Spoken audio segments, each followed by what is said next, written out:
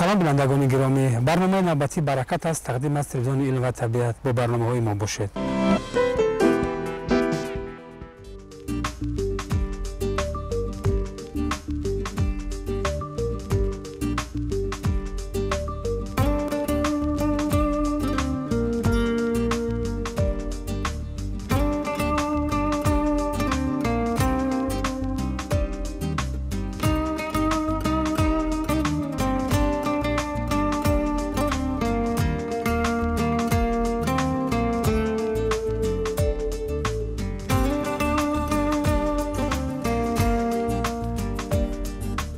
بینندگان گرامی، طور عالمان متخصصان ساحه باغداری اطلاع می‌دهند واقعا در موسم بهار باید که باغ تاگزار حتما با زرخیمیکات‌ها داروپاشی کرده شود، چون که در این موسم وقتی که درختان غوره می‌بندند باید که حتما داروها و زرخیمیکات‌ها پاشیده شود تا از کسلی و حشرات‌ها ایمن باشند.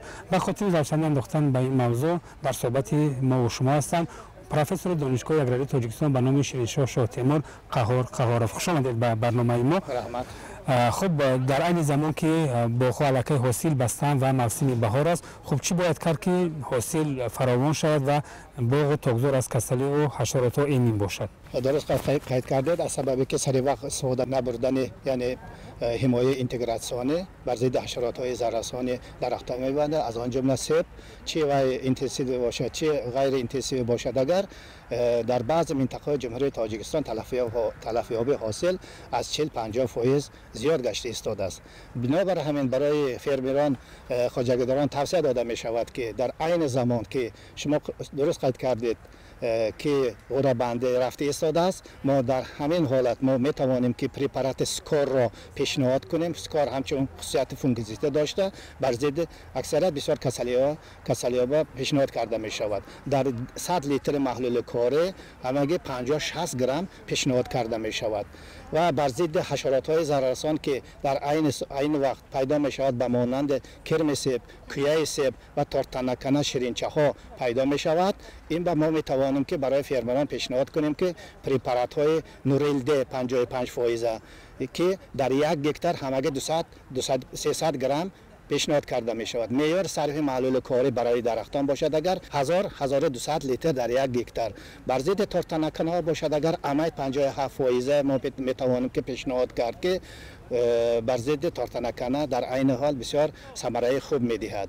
بر ضد شیرینچه ها باشد اگر بر ضد کاکسید ها که آنها مکنده هستند پیشنهاد کرده می شود پرپارات کراته 5% محلول کاری بوده است. کنسنترات امولسی در یک هکتار همین 250-300 گرم معیار صرف محلول کاری باشد هم 1000-1500 لیتر در یک هکتار صرف کرده می شود. خواجگیداران و کشاورزان که به باغداری مشغول هستند و امروز مساحت باغ‌ها نیز وسیع شده ایستاده است، چگونه علامت‌های این کسلی حشرات رو احساس می‌کنند که از این پرپارات استفاده نمایند؟ البته نسبت کسلی ها باشد اگر باید قید کرد که برگ‌های خود یکی از علامت‌هایی که کسلی گرزنی دارد در بالای برگ رسانه همین داغ‌های سفید پیدا می‌شود. این را ما می‌توانیم که از 4-5 متر دورتر آنها معین کنیم. این معنای این دارد که در اینجا کسلی گرزنی پیدا شده است. در اینجا فونگیسید که پیش گفته گذشته را البته سری وقت استفاده بریم. و غیر از این در شرایط تاجیکستان در سالهای آخر یکی از کسلی‌های خطرناکترین موج گرفته ایستاده است که این نام دارد که باکتریاز، یعنی پوسیش باکتریایی یا که سوزش باکتریایی می باشد که از بالای درختان چه عنعنوی باشد چه اینتنسیو سوپرینتنس باشد اگر سوخته آمدن میگیرد. البته این کسلی باکتریالی می باشد که در تاجیکستان بیشتر پایین شده است. آن را علامتشان که همین شاخه ها، برگ ها، گل ها از یک طرف قاق شده سیاه شده آمدن میگیرد، لیکن از درخت نمی افتند، آنها در بالای درخت میمانند. علامتش همین است تا آخری موسم، یعنی از گلکنی تا آخری موسم ضرر خود را میرساند. بر ضد این کسلی در شرایط ما به کارهای پروفیلاکتیکی را گذراندن در کار، یعنی که از ماه ینور تا ماه دکبر کارهای پروفیلاکتیکی یعنی کارهای یعنی حمایه اینتگراسیونی را سری وقت پای در پای گذراندن در کار. بنابراین ما می توانیم که پیشنهاد کرد برای فرمران که از ماه ینوار استفاده بردن محلول بارداسی که 3-4% آن درخت‌های میوه دهنده که سن سالشان 10 ساله می باشند آنها به 3% محلول بارداست پیشنهاد کرده میشه. آن درخت‌هایی که از 10 سال زیادن آنها به 4% می توانیم که محلول بارداست پیشنهاد کنیم و پیش از گلکنی اگر پرپارات زیراکس را پیشنهاد میکنیم و پرپارات زیراکس یعنی 3 ماده های تاثیر بخش در یک پرپارات می باشد. یکی از آنها باشد اگر خصوصیت اینسکتیسید دارد، دیگرش فونگیسید و دیگرش باکتریسید دارد و دیگرش همچون محلولی که برای افزایش درختان فایده خوب میرساند. برای همین پرپارات زیراکس همچون فونگیسید باکتریسید بوده بسیار ثمره خوب داده ایستاده است. آن را می توانیم پیش از گلکنی 4 لیتر در 1 هکتار با معیار صرف آب باشد 1000-1200 لیتر و بعد از گل پرتافتن درختان می‌بهنده یعنی در عین حال وقت قرعه بندی به در آمدن در عین حال که ما میتوانیم که زیراکس را 2 مرتبه پیشنهاد کنیم که همین کسلی را بیشتر حمایه میکند. بغیر از این در وقت نشو نما بغیر از بر ضد باکتریوز کسلی باکتریوز میتوانیم که 5-6 کرته 1% محلول کالی محلول بارداسی را برای فرمران پیشنهاد کنیم که سریع وقت آنها را استفاده برند. و در این حالت ما می توانیم که با 2 نمود زرخیمیکات را همچون الترناتیو پیشنهاد کنیم. یکی از آنها تیتان نام دارد یعنی 200 گرم در 1 هکتار پیشنهاد می شود. دیگرش باشد اگر الیت پرپارات نو برآمده الیت نام دارد که همچون خصوصیت فونگیسید داشته آنها هم یعنی 1 لیتر در 1 هکتار پیشنهاد کرده می شوند. اگر در خوب میشند که فرمران همین 2-3 نمود زرخیمیکات در بالا ذکر شده را پای در پای عوض کرده استفاده برد من کامل دارم ایمان کامل دارم که این کسلی را پیشکش کردن ممکن است در شرایط ما. واقعا زمستان امسال خیلی خوب اومد، برف زیاد بود، اطمینان داریم که حشرات نیز شاید قسمت کم شده باشند و بهار نیز سرباریش آمد. خوب باردن باران به باغ تاغزار چی منفعت میبخشد؟ البته درست قید کردید، نسبت سال گذشته البته بارشات خوب آمده است و آمده ایستاده است. برف که امسال خوب آمد در شرایط تاجیکستان عزیزمان البته اکثریت حشرات قرق از 20 تا 40% در منطقه تا 50% البته نیست نابود کردنش ممکن. سرما زده حشرات ها یعنی زمستان گذاران دوره‌های زمستان گذاران حشرات ها نابود شدنش ممکن میباشد و اول بهار من بارشات آمده ایستاده است. نو بسته این البته وقتی که نمناکه بسیار است کسلی ها اوج میگیرد. البته برای آن برنامه‌های دولتی که از طرف حکومت تصدیق شده را سر وقت از طرف عالمان دانشگاه اگرای تاجیکستان اجرا کرده ایستاده است. ریاست دانشگاه اگرای تاجیکستان پای در پای هر سال یعنی برای آموزاندن فرمران آید حمایه کردن زراعت‌های کشاورزی از حشرات‌های و کسلی‌ها روانه کرده ایستادند. این هم البته این هم یک بسیار منفعت خوب میتید که فرمران در جایش رفته آموزاندن نسبت هر یک مسئله و در آنجا تاکید کردن این خوب میباشد. اگر در اونجا تاکید کرده شد و از آنها شنیدیم که سریع وقت فونگیسید ها را استفاده و از کسلی ها ایمن داشته ایستادند که در حقیقت درست قید کردید که در وقتی که بارانگری زیاد شد ما باید احتیاط باشیم که بیشتر کسلی ها اوج گرفتنش ممکن. ما سریع وقت چاره جویی کردنم در کار است. خب اگر نمی یک جهت به ریشه درختان منفعت داشته باشد از جهت دیگر برای افزایش حشرات ها خوب زمینه گذار میشد. خب کدام نمودی حشرات ها در بعد از باردن باران پیدا میشن در باغزار؟ عموما قید کنیم اگر حشرات های ضرررسان عموما وقتی که گرمی خاک 12-14 درجه سلسیوس به میرسد حشرات ها از زمستان گذارانه برآمدن میگیرد.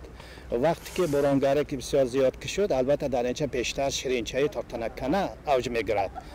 برای همین بعد از گذشتن بارانگری ما حتما آنها را سریع وقت کار کردنم لازم می آید. بجز از آنی که امروز از زهرخیمیکات ها در باغ تاغزار استفاده میکنن امروز عالمان متخصصان نیز حشرات های فایده آور را خوب آفریدن که آنها نیز در نیز کردن حشرات های ضرررسان نقش مهم دارند. خب از کدام نمود حشرات های فایده آور در باغ تاغزار می توان استفاده کرد؟ از روی تجربه ها گفتن لازم است که در وادی حصار جمهوری تاجیکستان نسبت حشرات‌های ضرررسان شدیدترین که بر ضد کرم و آنها نام دارد کرم سیب و کویه سیب حشرات‌های پایدار پیشتر استفاده می‌برد. سال‌های آخر من 10 سال آخر که شد که از طرف عالمان دانشگاه اگراری بیشتر مبارزه بر ضد حشرات‌های ضرررسان درختان با اصول بیولوژی حمایت کرده می‌شود. ما برای فرمران خواجگیداران توصیه می‌دهیم که در وقت نشء و نما استفاده بردن تخم خوراک 30 گرم مرا یعنی در معیار 2-4 گرم یعنی 300-320 هزار فرد در یک گکتار سر دادن در کار. این کار را 3-4 مرتبه تکرار به تکرار پیشنهاد میکنیم. دوم نمود حشرات فایده‌ور این خبر براکن بهتر میباشد. این بر ضد کرمک های یعنی شپرک ها پیشنهاد کرده می شود. یعنی آنها 1000-1200 فرد در یک گکتار توصیه داده می شود. بغیر از این بر ضد شیرینچه تارتنکنه تله چشمک را توصیه می دهیم. تله چشمک هم در شرایط آزمایشگاه پرورش کرده می شود که ما می توانیم در یک گکتار 1000-1500 تله چشمک بر ضد شیرینچه تارتنکنه استفاده بریم. ما از تجربه ها نشان دادن که استفاده بردن این حشرات های فایده‌ور در شرایط صحرایی درآمدناکی استحصالی برای پستیسید ها یعنی زرخمیکات ها 250-300% را تشکیل کند. یعنی از سببی که ما حشرات های فایده‌ور استفاده بردیم درآمدناکی استحصالی 350 یعنی 400% را تشکیل داده ایستادد. نسبت به زرخمیکات ها 80-100% البته زیاد نشان داده شده ایستاده است. چند دوره حمایه رو در بر میگیرد در باغ تاکزور که واقعا از همین پرپارات‌ها استفاده شود تا حاصل باغ تاکزور خیلی خوب به نظر برسد؟ البته درست قید کردید. برای فرمران خواجگیداران ما توصیه میدهیم که برای کارکرد درختان و تاکزور 3 دوره کارکرد دارد. یعنی دوره اولین این اولی بهار می باشد. یعنی یک اساس ترین یکی حمایه و داخل می شود. این آهکنی هم بسیار دارد، بسیار فایده خوب دارد برای که اول بهار خصوصا درخت های جوان را از سوزش آفتاب نگاه می دارد. اول بعد دیگر آن پرپارات هایی که پیشنهاد کرده شده را در اول بهار که پیشنهاد کردم آنها استفاده بردن در وقت نشء و نمای هم نیز حمایه کردن و فراموش کردن در کار نه. از ماه های ایل اوگوست این کارکردها تکرارا گذراندن در کار. از ماه نوامبر سر کرده تا بیدار شدن درختان ما می توانیم پرپارات های دناک 1% یعنی 100 لیتر محلول کاری 1 کیلوگرم دناک را پیشنهاد میکنیم. در وقت ینور در ماه ینور استفاده بردن پرپارات یعنی تیار کرده شده محلول بارداسه چطور که در بالا قید کرده شده 3-4% پیشنهاد کرده می شود و غیر از این ما می توانیم که یعنی نوری مینرالی که در ترکیبش نیتروژن اموفوس و کالی فسفر دارد می توانیم آنها را برای درختان از امین داشتن سرما یا که دیگر حشرات ها پیشنهاد کنیم.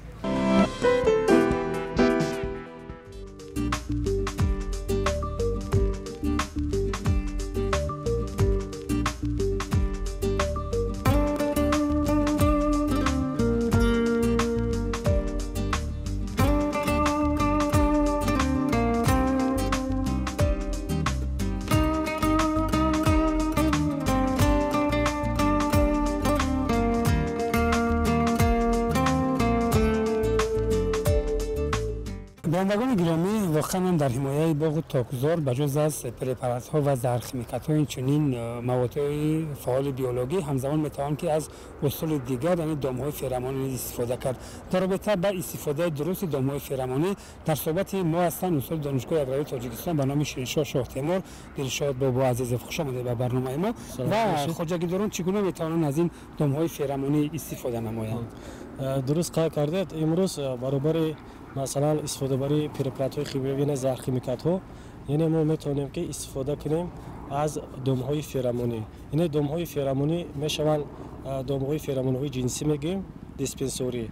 غیر از دامهای فرامونی باز هست دامهای روشندهنده که اونها مثلا از قوه برق استفاده کرده ممکن است و به همین خاطر امروز اگر ما درباره دامهای فرامونی گیریم اگر یعنی فرامونهای جنسی گفتم ممکن است که اساسا حاضر فرامونهای جنسی برای 700 نمود حشرات معین شده است که مثلا چه که شما در اینجا دیدید مثلا این در باغ‌ها مثلا فرامونهایی که ما در اینجا گذاشتگی هستیم اینجا مخصوص فرامون برای مثلا کرمک سیب مثلا وابسته شده است که در اینجا ما میتونیم که مثلا سحر یا که بیگونه روزی اساسا در باغ‌ها مثلا در یک هکتار یک مثلا دام فرامونی در داخل اونها مثلا مخصوصا این کاغذی که شما دیده استودید در این کاغذها یعنی مولیش دادگی هست شیرش کلی انتمولوژی است نمو شیرش کلی انتمولوژی مولیده در داخل همون دوم است من چیزی که دیده استودید در اینجا هم دوم‌های الکترونی هم هست و حاضر از زمان است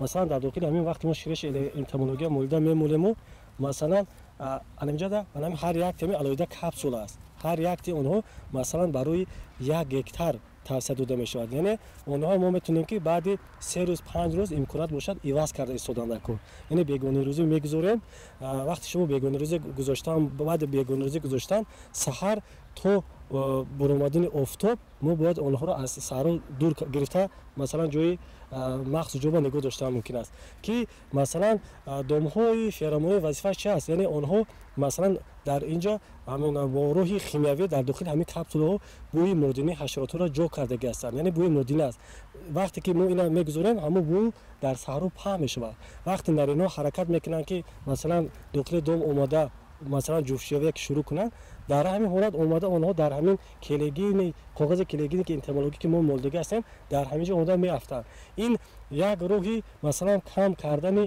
هم شماره نرینه‌های مثلا همین کرمک سیب هم روحی پروازی همین حشرات را میتونه که ما با همین راه معاین کنیم یعنی وقتی که پرواز حشرات را اصلا میتونیم که با روحی دامهای فرامونی معاین کردن ممکن است یعنی همچون سیگنال این حساب کردن ممکن است به همین خاطر وقتی که نرینه‌ها که از میور زیاد نابود شدن گیرن یعنی اینجا فهمیده می شود که دیگر همون مردین‌ها از نرینه‌ها دور میشوند و تخمی که آینده آنها میگذارند تخم آنها بی‌نسل است دیگر از آنها کریمینال پیدا نمیشود یعنی این هم یک روح مبارزه در سمت حمایت نباتات قبول شده است و دیگر روحی که در اینجا هست حاضر مثلا استحصال دولت چین است اینا یعنی فرامون‌های دیسپنسوری گفتن ممکن است دیسپنسوری میگشن یعنی هر یک همون کپسولی که رزینکی که در اینجا جو شده است از خود مخصوص بو هست که در یک هکتار ما میتونیم که به حساب میونه 600 دونه برای یک هکتار گذاشته میشود و اونها خصوصیت چی دارن همه حالتی دارن که یعنی نارینه مدینه دریافت کردن نمیتونه وقتی نارینه مدینه دریافت نکرده که نتونست اینم یعنی جوشوی اونها قطع میشود همین حالت که نسل گذاری اونها از بین میرود دیگر از تخمی که اونها گرچند که گذارن دیگر از اونها یعنی همچون کریمینی حشرات زرسان پیدا نمیشود باز مثلا در بوخو هست دامهای روشندهنده یعنی سیاه تلاوش که میگیم مثلا روسی که من تاجیکی دامهای روشندهنده گفته میشود که اونها هم اساسا بیگانه روزی گذاشته میشود حاضر دامهای روشندهنده برآمده شده است که این هم اصلا دولت‌های خارج اصلا جدا خود دولت چین آورده شده از دامو در داخل همون مثلا دام مخصوص لامپ‌ها جو کردگی اطرافش با 4 ستونچه جو شده است در داخل اونها مثلا قوه برق نصب کرده وقتی که بیگانه روزی گذاشته می شود البته معلوم است که بیشتر مثلا حشراتون شپلکو بیشتر شبانه روز بیگانه روزی اونها پرواز شروع میکنن وقتی اونها پرواز شروع میکنن همین بر روشنی نهایت مراقشون زیادتر است روشنی بسیار دوست میدارن اونها وقتی نزد روشنی اومدن و همون توکی که هست اونها در همونجا نزدیک شدن همون توک اونها رو میزنن یا مثلا چیکار میکنن نابود میکنند یا قسمت اونها رو فلج میکنند هم این برای کم نمودن شماره حشرات‌های زرسان نه تنها مثلا برای شپلکو برای دیگر گاموسک‌های زرسان که حاضر این حال در جمهوری ما یکی از مشکلی شده است این گاموسک مثلا ساورو میگویم که در باغ پیدا شده است اصلا کرمینی اونها بسیار ضررسان اساسی حساب کرده می شود که ریشه و بیشتر تعدید کرده شده است. میتواند که همین نمودی گامسک‌های همین حشرات ضررسان هم با همین راه چیکار کنیم کم کردن یا که نابود کردن ممکن است. باز غیر از اونها ما نمودهای همون حشرات را با واسطه همین دام‌های روشندهنده سیرتلوش که معین میکنیم، یعنی که در آنجا میگذاریم میدونیم که در باغ ما کدام نمودهای حشرات زرسان است. یعنی ما میتونیم که با واسطه اونها رو مثلا از همون خلطچو هست، مخصوص خلطچو وقت در خلطچو میافتند از همون خلطچو گرفته میتونیم که پیش متخصصان یعنی انتومولوگان یا استماتیکون را برده همین حشرات چیکار میکنیم معین میکنیم و در آینده برای پیشگیری کردن اونها از همون 7 اصول مبارزه که در سمت حمایت نباتات هست که در عموم گیریم اگر همچنین اصول اینتگراسیونی قبول کرده شده است میتونیم که همون اصول ها به طور واسه موافق همون دسترسی که با خوجگیداران دهقانان دارن از همه میتونن که به طور واسه استفاده نمایند. یعنی اگر ما همین اصول ها را مثلا یک با یک پای در پای اگر استفاده کنیم در این حالت ما امکاناتی کم کردن زهرخیمیکات یا پرپارات شیمیایی کم کرده میتوانیم. یعنی این هم همچون یک روح مبارزه یک عنصر مبارزه اینتگراسیونی در سمت حمایت نباتات قبول کرده شده است.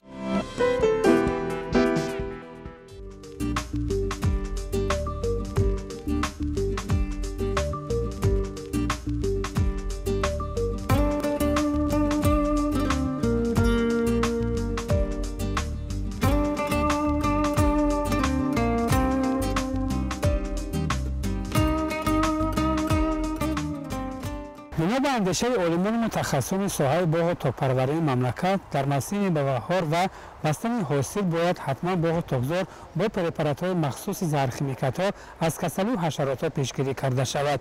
این عامل امکان فراهم می‌آورد که در وقت جمع‌آوری حاصل فراوان و خوش‌صفت نیز دهقان جمع‌آوری کردن می‌تواند. برای همین باید متخصصان توصیه می‌دهند که خوجه‌گیداران و کشاورزان باید از توصیه علومان متخصصان به طور وسیع ثمره‌ناک استفاده نمایند.